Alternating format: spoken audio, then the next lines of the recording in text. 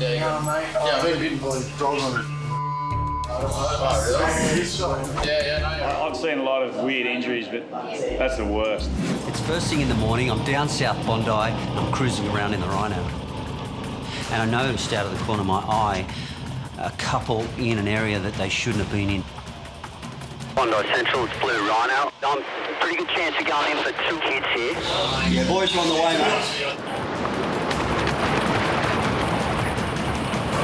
Yeah, Terry's in.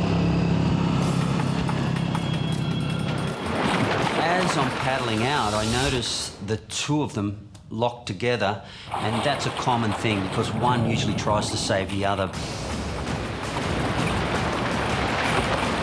Looks like he's right on it. There's a board rider there with him too.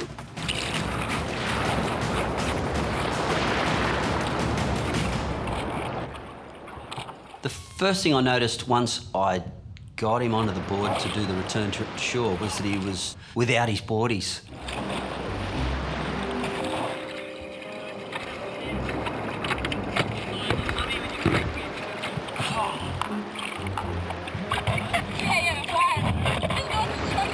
It's weird, she sort of got out of the water and she was like happy and smiling.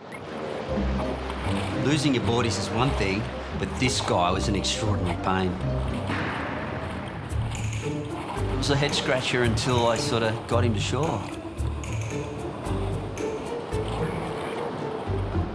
And his buddy goes and gets him a pair of boardies and chucks them to him, and sweet, he's going to jump up in a sec after he does the underwater put on, and he just he just stays there. Nothing much, mate. Just my balls. Don't look at me, man. Yeah, when he said he was from Sudan, I thought it was a language barrier that kept the communication to a minimum, but I think it was, a blow to the groin that's hampered the conversation. Just looking at the mechanism of injury, I'd have to imagine that his girlfriend, or maybe ex-girlfriend now, has kicked him in the nether region and really slowed him up. She was climbing the ladder, and the crown jewels were the first step. I'm in pain right now. Can't talk. Tommy knows his every move is being watched. Ryan was in the tower and just gave a radio call to a few heads down the south corner. Bondi Central to Tommy. That kid in the black shirt, that's Tommy right down the south end. Yeah, copy. I realised pretty quickly that I had to move fast and get out there to him as soon as possible because he wasn't the best swimmer.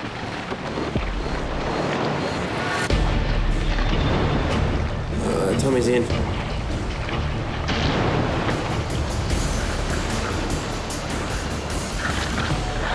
When I got to him, he was really tired, his breathing was heavy, and he didn't have much longer in him out there.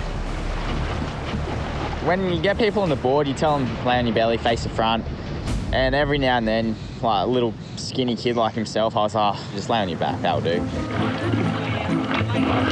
When rescues go wrong, a lifeguard's pride isn't the only thing that can get hurt. And I thought, here we are, nice wave back to shore.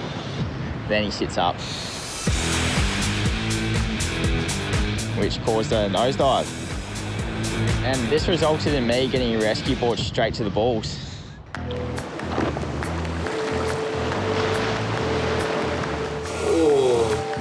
I thought, oh no, the balloons have popped. Got me good. Look at him waddling up the hill. He looks like a penguin. Right in the meat and 2 veg. Besides that, it's pretty good, eh? 15 minutes later, Tommy gets a second chance to strut his stuff in front of the team. It's just fallen off the back of that bank in the south corner. Yeah, hand's gone up. Once the hand goes up, we go straight away. I wouldn't say I've recovered from my previous injury, but duty calls. A few waves rolling in now.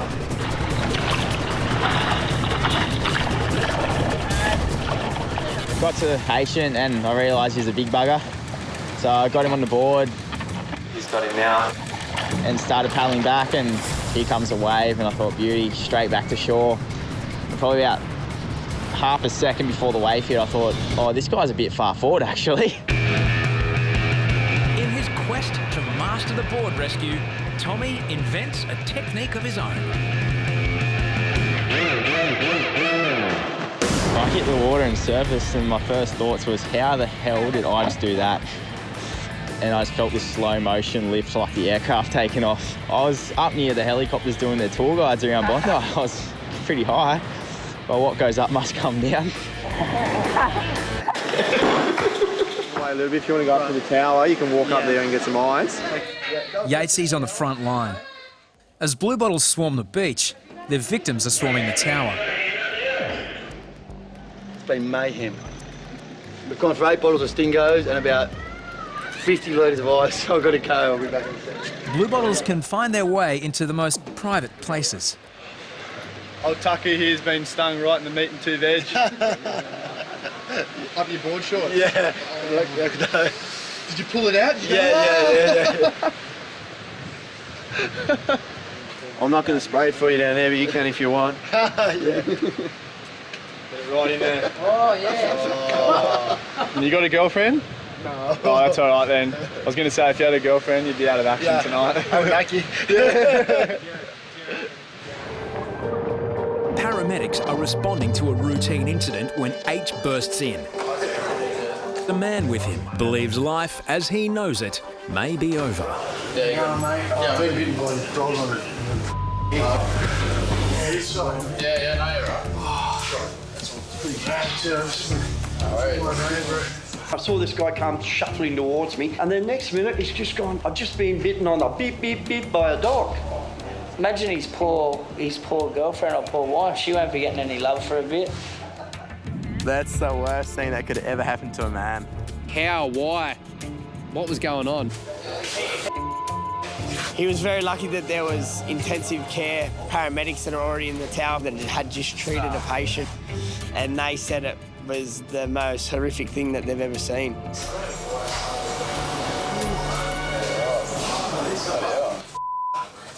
There was no blood. He wasn't that much in pain, so there's only one thing I can think of. He would have been in shock. I've seen a lot of weird injuries, but that's the worst. To avoid any confusion, the paramedic clarifies how serious the injury is. The dog has torn the skin from the base down to the tip. Do you know who owns the dog? Yeah, it's my mate's dog. It was an accident. I don't know if I could really describe what I saw, but it wasn't bleeding at all, so that's probably lucky, but I would hate to see that ever again. Have you ever had any of this before? Not quite like that. Imagine it never returned to working order again. You'd be heartbroken.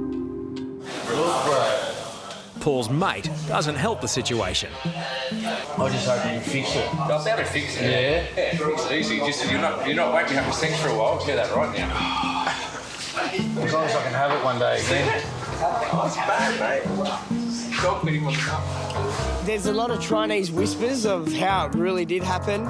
I heard it was a Chihuahua. Could have been a Labradoodle. I reckon it was a female for sure. Paramedics arrive to take Paul to hospital.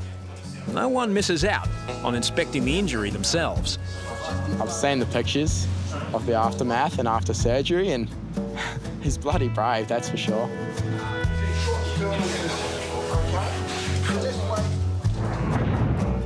Weeks after a dog bit him in a very private place, local resident Paul has returned to reveal all. Hey mate, It must have been a scary day. Oh, it was. I was freaking out. Is this the dog? Yeah. He didn't mean no harm. It was an accident. So what's the go? What happened? Because I took Zeus for a swim. As I went to dive over him, he must have thought there was a ball there, and he's jumped up and nipped me. And I didn't want to look in the water, so I swam back in, and I've looked and I've freaked out a bit. Luckily, there was an ambulance here, and you guys helped me out, so... Yeah. So how many stitches did you end up getting? Oh, it was about 100, around the 100 mark, so yeah. Such a mellow dog. Yeah, like I said, it was an accident. He's a good boy, you know. Lifeguards are given an opportunity to inspect the repair work performed by doctors. They've done a good job, but I'll give it to the doctors. Yeah. They've fixed you up good, mate. Vids Hospital. Can't even really notice it. Yeah, thanks, man. Paul is thankful it wasn't worse, and the doctors have restored everything to its former glory.